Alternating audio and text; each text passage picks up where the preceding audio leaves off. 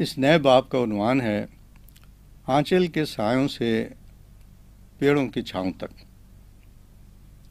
صاحبوں، P M اے کے تربیتی مصائب اپنی جگہ، لیکن جہاں تک کیڈٹ کا تعلق ہے اسے نرم و نازک پھولوں کی طرح سنبھال کر رکھا جاتا ہے۔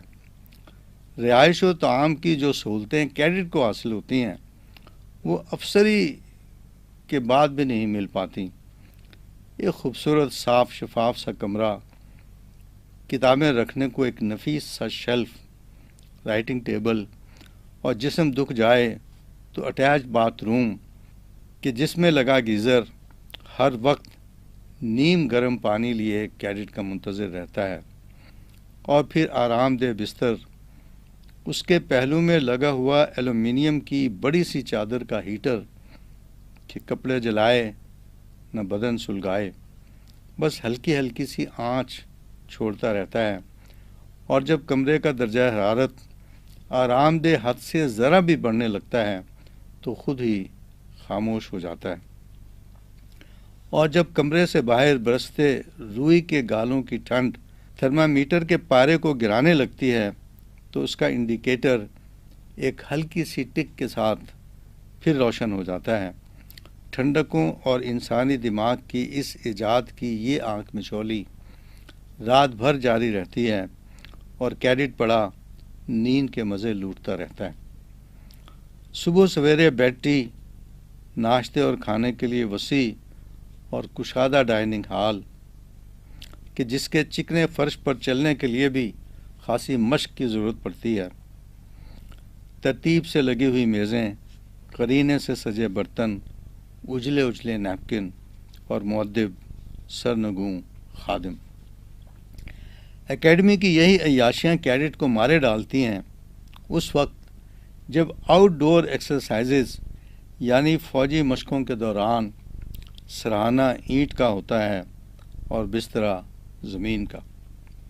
پانی کی مقدار صرف ایک بوتل پر مشتمل ہوتی ہے، اس سے شیو بنا لیجئے، پیاز بجھا لیجئے، ہاتھ منہ دھو لیجئے، یا حلق میں کانٹے پڑنے کے برے وقتوں کے لیے سنبھال کر رکھ لیجئے۔ آج ہم آپ کو ایک ایسی ہی مشق کی رودات سنانے چلے ہیں جس میں پی ایم اے کی عیاشیوں میں ڈوبا کیڈٹ بے بسی کی تصویر بنا نظر آتا ہے۔ اکیڈمی ایک دو دنوں کے لیے نہیں، پورے 5 دنوں کے لیے اس سے چھوٹ جاتی ہے۔ بلوری کمرے کی بجائے قبرستان کی خاموشیاں اس کا مسکن ہوتی ہیں۔ ڈرل گراؤنڈ میں بجتے بینڈ کی دل نواز موسیقی کی جگہ ندی نالوں کے کنارے بن بناتے مچھر اسے نئی سروں سے نوازتے ہیں، اور گیزر کے گرم پانی کی جگہ ندی نالوں میں بہتے یخ بستہ پانی سے اس کا نصیبہ لڑتا ہے۔ ہمارے دنوں میں اس مشق کو یرموک کا نام دیا گیا تھا۔ مشق کیا تھی؟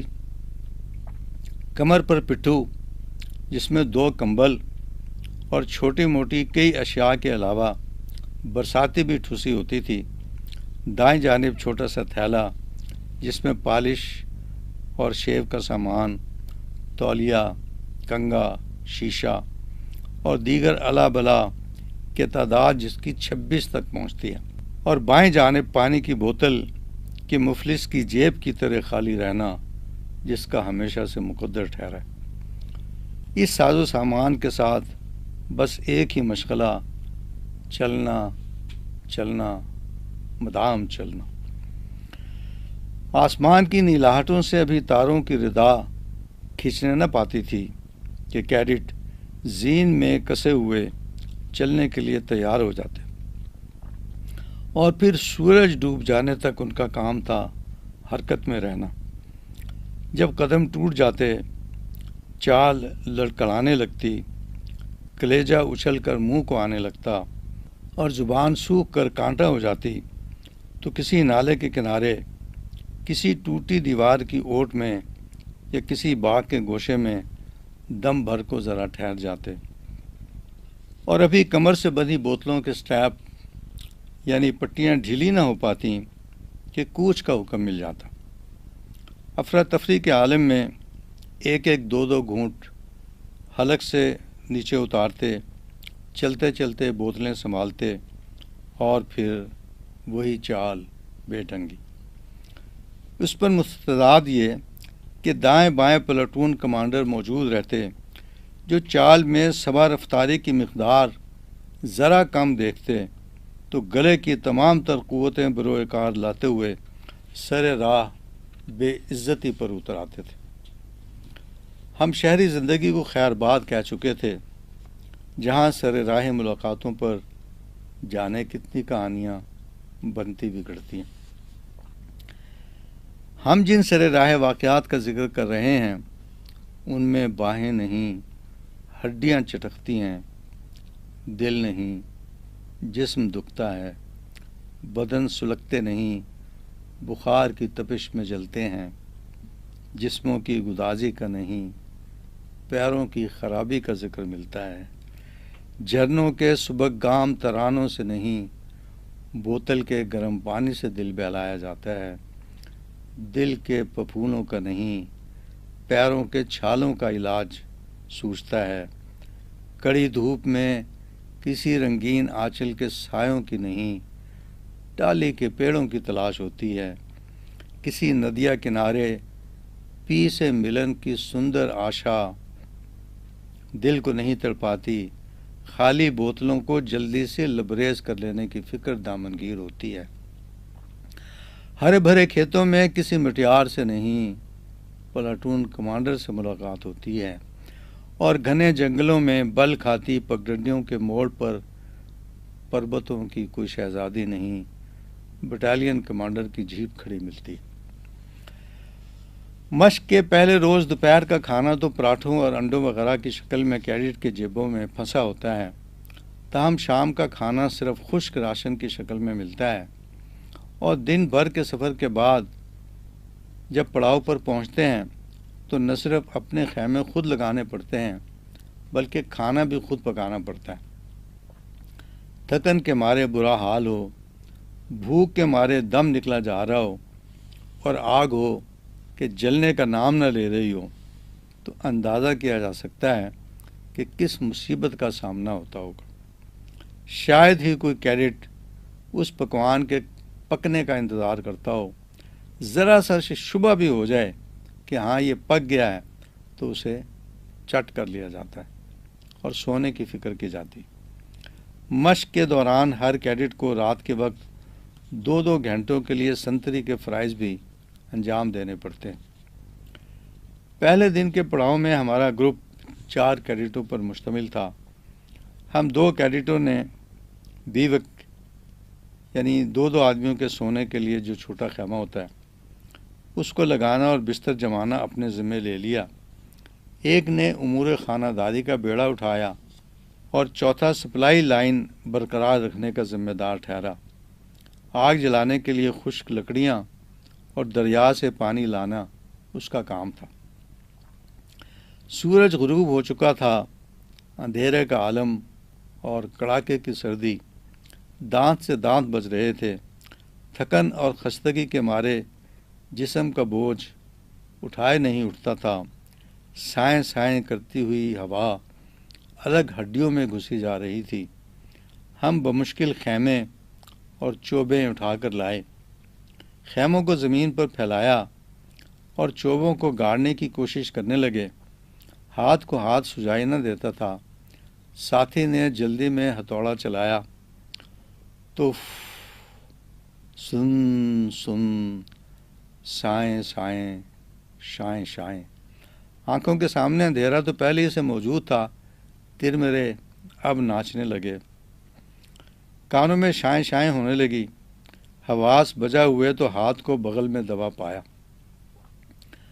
اب یہ موسیٰ کا ہاتھ تو تھا نہیں کہ بغل سے نکالتے تو روشن روشن پاتے، کیڈٹ کا ہاتھ تھا جس نے خیمے لگانے کے بعد بھی بہت سے کام کرنے تھے۔ خدا خدا کر کے ان کی تنصیب مکمل ہوئی۔ اب ہم خیموں میں داخل ہوئے۔ بارش کی وجہ سے زمین گیلی تھی، ایک جانب ٹوٹی پھوٹی اینٹوں، پتھروں اور مٹی کا ایک ڈھیر سا بنایا۔ اس ڈھیر نے سرانے کا کام دینا تھا۔ پھر سب سے پہلے برساتیاں بچھائیں، کہ زمین کی نمی جسم تک نہ پہنچنے پائے۔ پھر کمبل بچھائے، لیٹ کر دیکھا تو بستر آرام دہ تھے، لیکن جسم کو برپاتی ہوئی ہوا برابر اندر چلی آتی تھی۔ اٹھے اور چاروں جانب سے تھوڑی تھوڑی مٹی کھود کر خیمے کی چادروں کے کنارے مٹی میں دبا دیے۔ ہوا کی آمد و رفت تو بند ہو گئی، لیکن سیلی ہوئی زمین کی ٹھنڈک کو روکنے کی کوئی تدبیر نہ تھی۔ اب صبح کی فکر دامن گیر تھی۔ جوتے کیچڑ میں لت پت ہو رہے تھے، انہیں صاف کیا، پالش کی ڈبیا تلاش کی اور جوتے چمکانے لگے۔ وہ تو خیر کیا چمکتے، بھلکتی بھوک اور چمک اٹھی۔ پالش کرنے کے عمل سے جسم میں کچھ حرارت سے بھی پیدا ہو گئی۔ جوتوں کو ایک طرف جمایا اور شیو کا سامان ڈھونڈ ڈھانڈ کر ترتیب سے رکھا کہ صبح دقت پیش نہ آئے۔ سب کام مکمل کر کے باہر والوں کو آواز دی کہ بستر تیار ہیں، کھانا تیار ہو تو اندر لے آئیں۔ جواب سن کر ہمارے ہوش اڑ گئے۔ وہ جو لکڑیاں چننے گیا تھا ابھی تک واپس نہ آیا تھا۔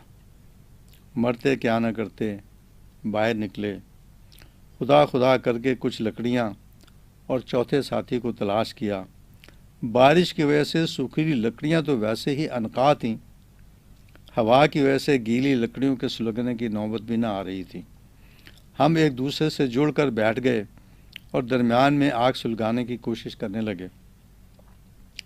آگ جل اٹھی تو کھانا پکانے کی سوجی۔ معلوم ہوا کہ امور خانہ داری میں ہم چاروں ایم اے ہوم اکنامکس ہیں۔ ایک کہتا تھا پہلے گھی کو بھونو، لال ہونے پر آئے تو اس میں مسالے ڈال دو۔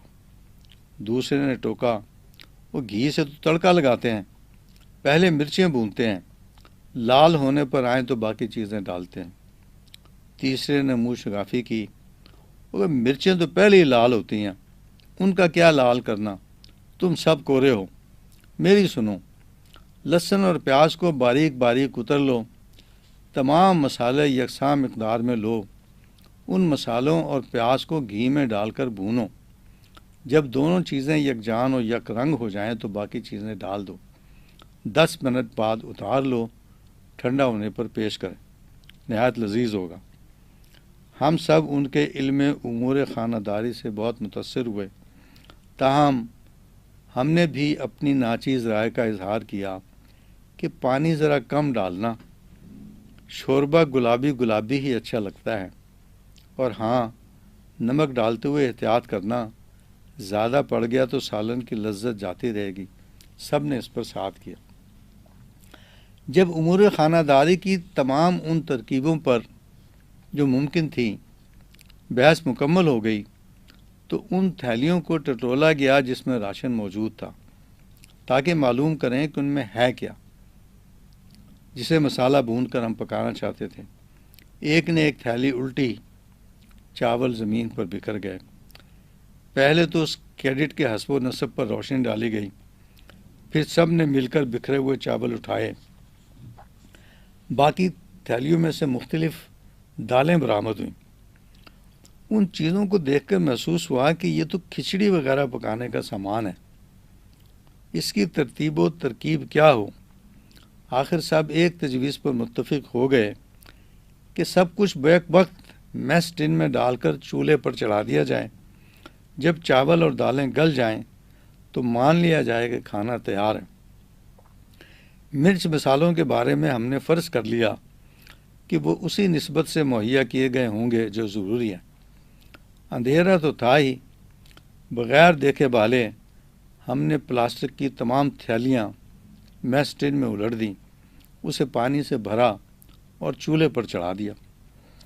اب ساری کوشش اس بات پر مرکوز تھی کہ آگ برابر جلتی رہے۔ چاروں کیڈٹ چولہے کو ہوا سے بچائے جڑے بیٹھے تھے۔ ہم کبھی آگ کو دیکھتے، کبھی پکوان کو، کہ اچانک ایک کیڈٹ نے گھبرائی گھبرائی آواز میں کہا کہ وہ دیکھو، وہ ایک تھیلی، وہ سب تھیلیاں ڈال دی ہیں، بھول جاؤ انہیں، آگ کی فکر کرو۔ پھونکے مارتا کیڈٹ پھنکارا۔ اور لیکن میری بات تو سنو، پہلا کیڈٹ ممیایا، یار کیا چکو جو کہنا ہے۔ ایک اور نے حوصلہ افزائی کی، وہ دیکھو مجھے یاد آیا ایک تھیلی میں آٹا بھی تھا۔ کیا؟ ہم سب میس ٹن پر جھک گئے، پہلے بے چارگی سے ایک دوسرے کو دیکھا اور پھر سب کی ہنسی چھوٹ گئی۔ آٹے کی تھیلی بھی کھچڑی میں شامل ہو گئی تھی، کوئی اور چارہ باقی نہ تھا۔ آگ جلاتے رہے، کچھ دیر بعد کسی نے اعلان کیا کہ کھانا تیار ہو گیا۔ اختلاف رائے کی گنجائش تھی نہ ہمت، سب نے اس کی بات مان لی اور چمچوں سے اس پر پل پڑے۔ ذائقے میں دھوئیں کی کڑواہٹ اور کسیلا پن، آٹے کی کچیند، کچھ کرکراہٹ، سبھی کچھ شامل تھا، لیکن کھانے میں کوئی چیز مانے نہ تھی۔ اس ملغوبے کو جسے بعد میں ہم نے آٹے کی کھچڑی کا نام دیا، بڑے شوق سے کھایا اور خیموں میں گھس گئے۔ ایک کیڈٹ نے شکایت کی کہ اس کے سرہانے گیلے گیلی کوئی چیز ہے۔ تحقیق پر معلوم ہوا کہ گھی ہے، جو پکوان میں ڈالنے کے بجائے وہیں دھرے کا دھرا رہ گیا تھا۔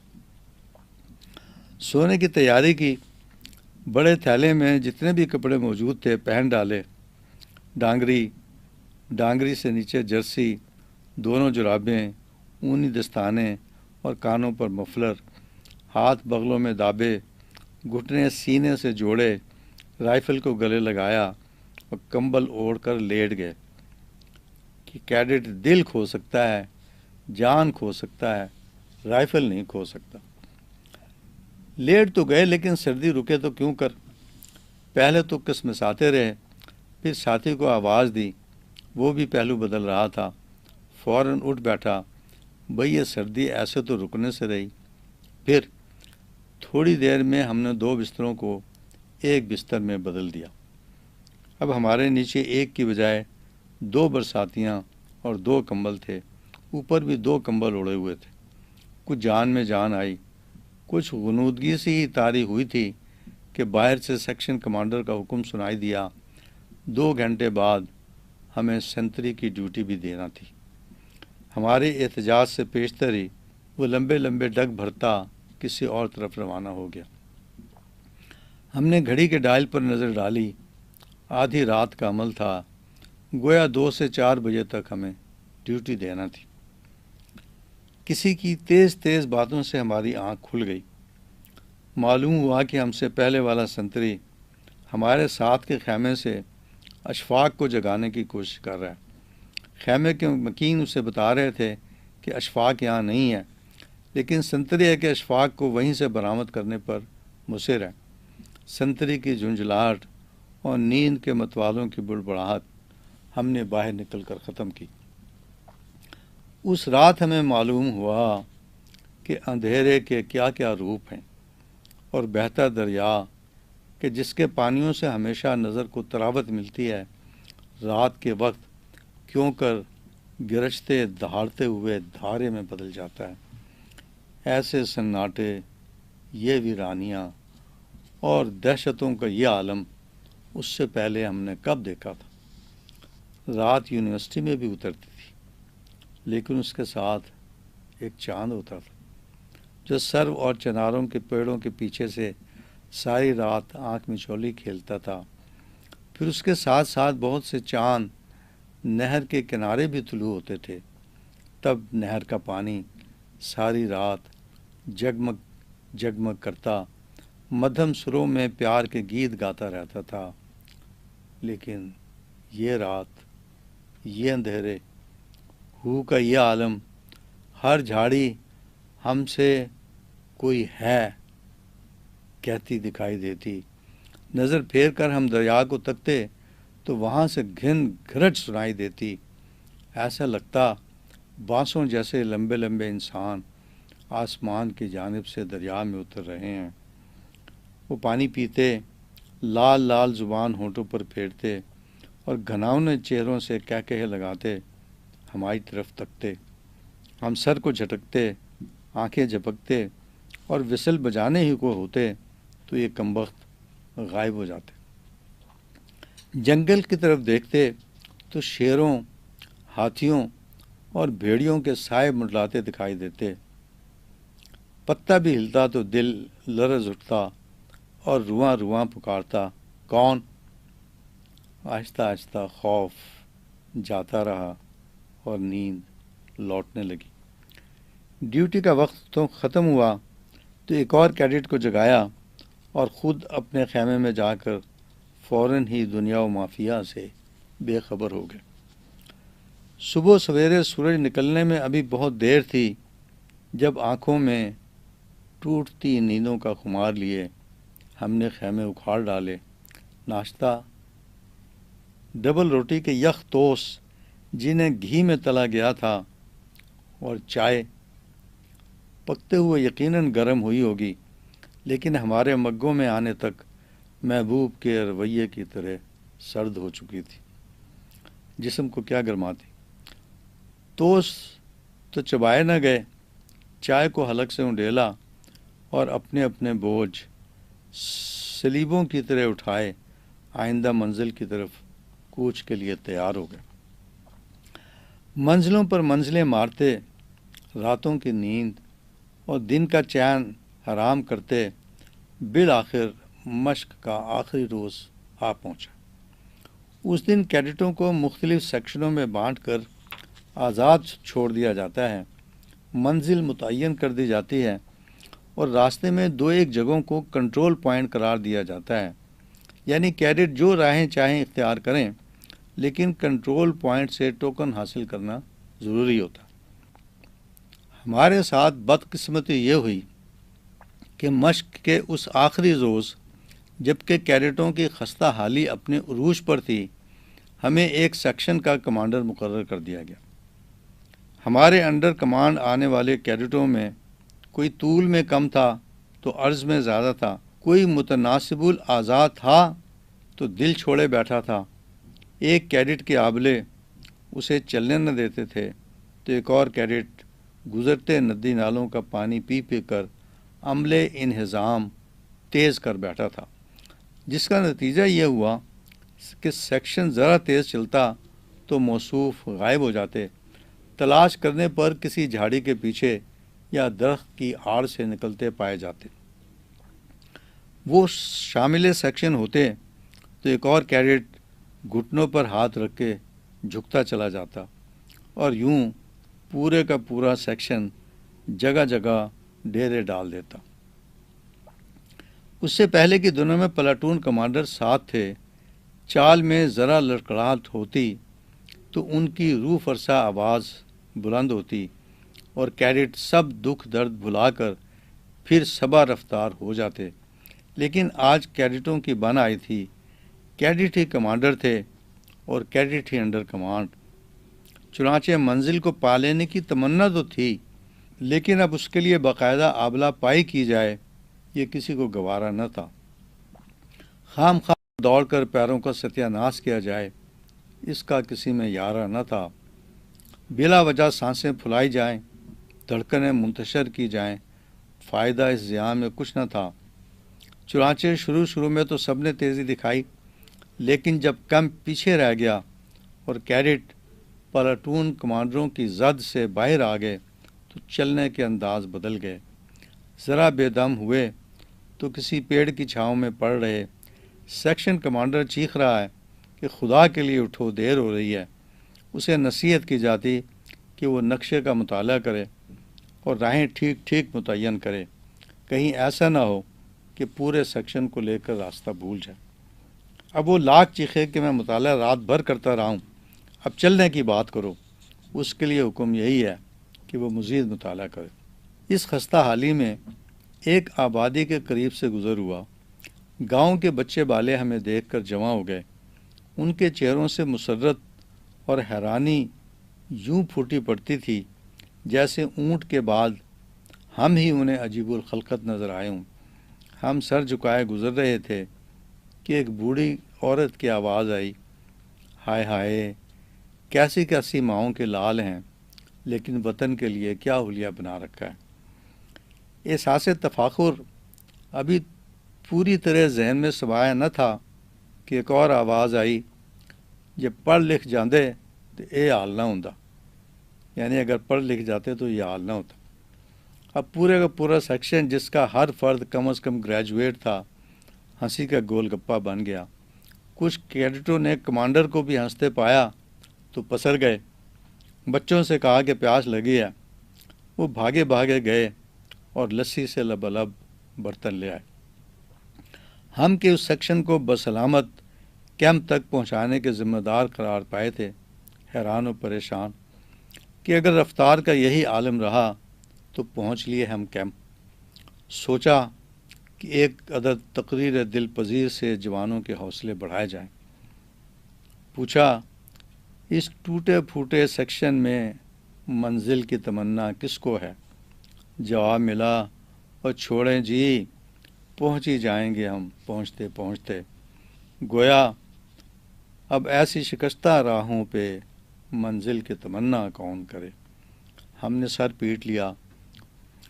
ان سے مغز ماری کرنا بھینس کے آگے بین بجانے سے زیادہ فضول مشغلہ نظر آیا۔ ادھر نقشے کو دیکھ دیکھ کر دل میں ایک ہوک سی اٹھتی تھی کہ ابھی راستے میں آسمان سے باتیں کرتی ایک بلندی تھی کہ جس کا نام مغری چوٹی اور اونچائی جس کی ہزاروں فٹ تک پہنچتی تھی۔ نہایت سوچ بچار کے بعد ہم اس نتیجے پر پہنچے کہ اگر اس چوٹی کو سر کرنے کی کوشش کی تو اپنا سر سلامت نہیں رہے گا۔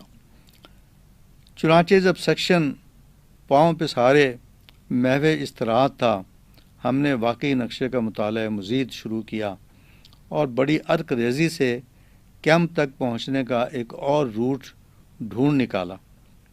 شاید کولمبس کو امریکہ دریافت کرنے کی اتنی خوشی نہ ملی ہو جتنی ہمیں مغری چوٹی سے نہ گزرنے والا راستہ دریافت کر کے ہوئی۔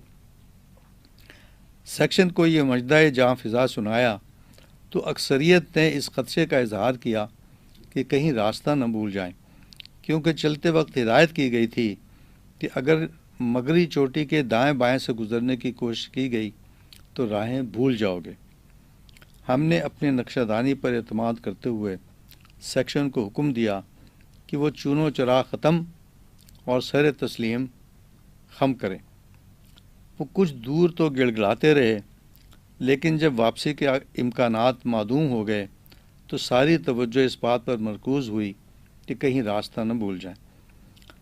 راستہ واقعی نہ بھولے، اور جب سر شام ہم پہاڑوں کی بھول بھلائیوں سے نمودار ہوئے تو دور نیچے ایک میدان میں سفید سفید پٹیاں نظر آ رہی تھیں۔ چہروں پر شکنے لیے دوربینوں کا سہارا لیا تو بے ساختہ چلا اٹھے، پہاڑ ہمارے نعروں سے گونج اٹھے۔ یہ ہمارا کیمپ تھا، ہماری منزل۔ ایک جانب خیمے ترتیب سے لگے ہوئے تھے، دوسری طرف دھواں اٹھتا دکھائی دے رہا تھا، یقیناً کھانا پک رہا تھا۔ ایک اور طرف گاڑیوں کی ایک قطار تھی، ان میں بیٹھ کر ہم نے واپس اکیڈمی پہنچنا تھا۔ کتنی ہی دیر یہ روح افزا منظر دیکھا کیے اور تصور ہی تصور میں کیمپ پہنچ گئے، جہاں گرم گرم چائے ہماری منتظر تھی اور خوش ذائقہ کھانا ہمارے لیے بےتاب۔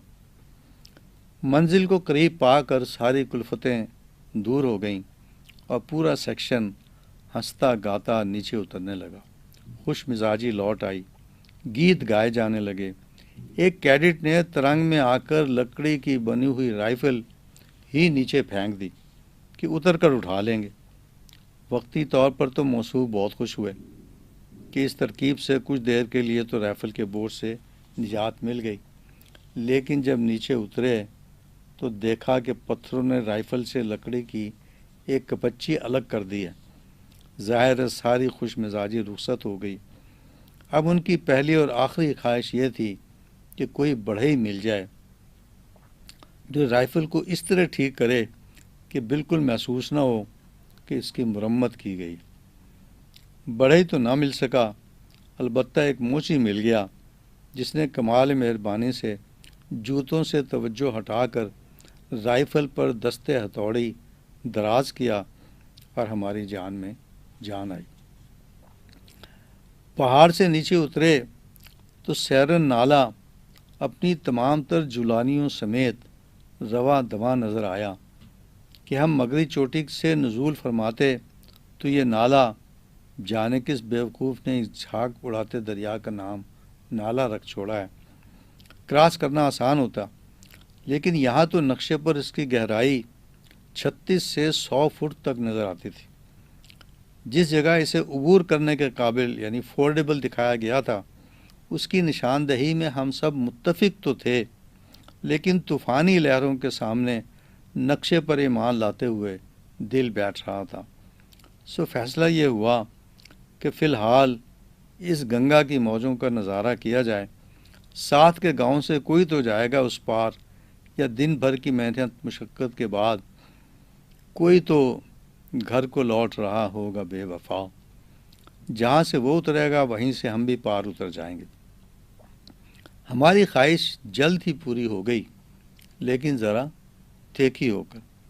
نالا پار کرنے آیا تو کون، ایک الڑ دوشیزہ، اس کا سرپرست بھی ساتھ تھا، لیکن نقوش پا اسی کے زیادہ معتبر نظر آئے۔ اب ہوا یہ کہ وہ تو پائنچے سرکاتی، کچھ شرماتی، کچھ مسکراتی اتر گئی پار، اور ہم رہ گئے بیچ منجھدار۔ اب حال یہ ہے کہ نہ جائے رفتن نہ پائے ماندن، بیچ میں کھڑے ہیں، پانی قدموں کو اکھاڑے ڈالتا ہے، لہروں کو دیکھیں تو سر چکراتا ہے، ساحل کو دیکھیں تو جی گھبراتا ہے، سب ایک دوسرے کو دیکھ رہے ہیں۔ آخر ہم نے اپنے اختیارات کو بروئے کار لاتے ہوئے پاڑ دار آواز میں کہ شوریدہ سر لہروں پر حاوی ہو کر سنی جا سکے حکم دیا، ایڈوانس، اور اس کے ساتھ ہی ایک کیڈٹ شڑاپ سے گرا اور آنن فانن بہتا چلا گیا۔ ہم سب کی پیروں تلے کی زمین تو پہلے ہی نکلی جا رہی تھی، جان بھی نکلنے لگی، لیکن ہلنے کا یارہ کسی میں نہ تھا۔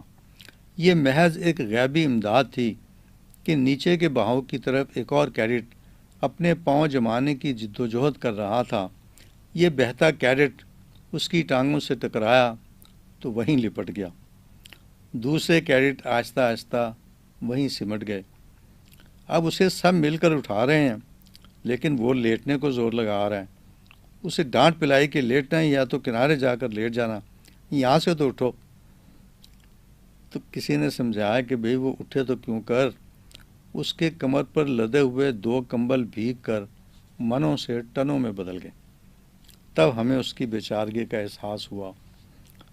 وقت مشکل کے سنا کرتے ہیں، ٹل جاتے ہیں، لیکن مشکل یہ ہے کہ یہ لوٹ لوٹ آتے ہیں۔ خدا خدا کر کے کیمپ پہنچنا نصیب ہوا تو سب سے پہلا سوال جو ایک افسر نے کیا یہ تھا کہ مغربی چوٹی سے حاصل کیا ہوا ٹوکن کدھر ہے؟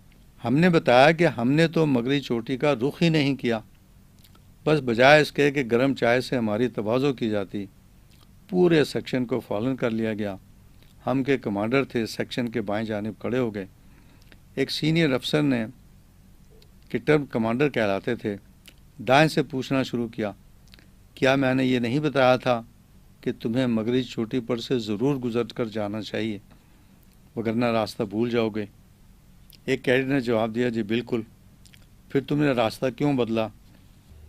جی ہم سمجھے کہ اگر راستہ بھولنے کا خدشہ نہ ہو تو مغربی چوٹی کو نظر انداز کیا جا سکتا ہے۔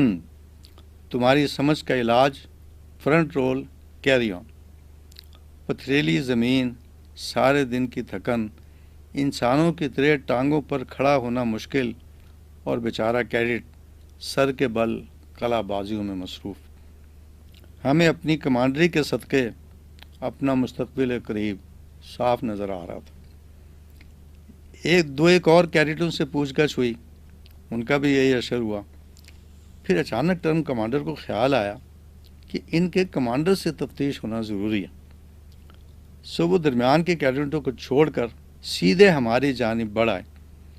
ہم اب تک کئی دلیلیں سوچ چکے تھے مغربی چوٹی نہ جانے کی، مگر ان کے سامنے سب بودی نظر آ رہی۔ سو سیدھے سادے طریقے سے اقرار کر لیا، سر یہ میری غلطی تھی، میں نے بریفنگ غور سے نہیں سنی اور یہ بھول گیا کہ مغربی چوٹی کنٹرول پوائنٹ ہے۔ ٹرم کمانڈر کو شاید غلطی تسلیم کر لینے کی یہ ادا پسند آ گئی. انہوں نے ہمیں بخش دیا اور محض انگریزی معلّہ سے نوازنے پر اکتفا کیا.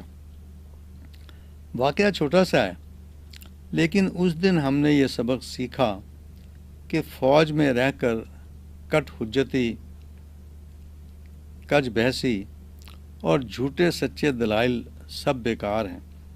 آرڈر سنو غور کے ساتھ، اسے پورا کرو پوری لگن کے ساتھ.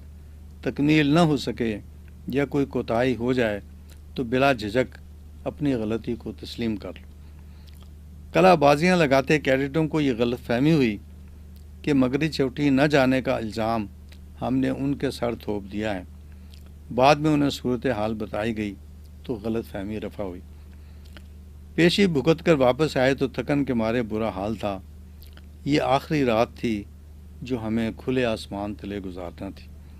دوسرے روز اکیڈمی پہنچ جانا تھا، لیکن پہاڑ ایسی رات یخ بستہ خیمے میں بسر کرنے کے تصور ہی سے دل بیٹھا جاتا تھا. بس یہ جی چاہتا تھا کہ گھڑی کے چوتھائی میں ہم پی ایم میں پہنچ جائیں اور نہا دھو کر لمبی تان کر سو جائیں. ہے بسا آرزو کے خاک شدہ. اچانک یہ خبر سنائی گئی کہ کیمپ فائر منعقد کیا جا رہا ہے. یہ خبر سن کر ہی ساری تھکن جاتی رہی. پھر روشن آگ کے ایک بڑے سے الاؤ کے ارد گرد بیٹھ کر رات گئے. راگ رنگ کی جو مجلس جمی، اس نے فرار ہوتے حوصلوں کے قدم پھر مضبوط کر دیے. مجلس کیا تھی؟ دل کے پھپھولوں کا برملا اظہار.